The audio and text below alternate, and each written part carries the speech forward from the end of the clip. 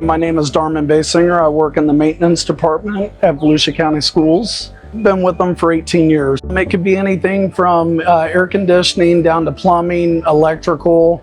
Every day is different. So, it's really interesting because we get to go wherever we're needed for the district. Recently, we just pulled a pump at admin that needed new bearings, so we ended up pulling the pump and it got sent off to Osceola Plumbing for a rebuild, and we're going to be putting that back in this morning. The part I love about working here are the people that are around me. They contribute to my success, and without them, I'm unable to do what I do on a daily basis. By keeping the schools and facilities up to district standards, so that way the students and the staff have a safe and comfortable place to come in and learn. Makes me feel like maybe I've made a difference, because I do care about the students and the staff at my facility and all facilities. I like to see them prosper. I really enjoy my job.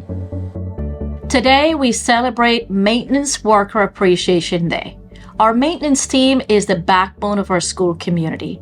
They ensure that our buildings are safe and well maintained, creating therefore a positive and conducive environment for learning. Thank you and our heartfelt gratitude to our maintenance workers.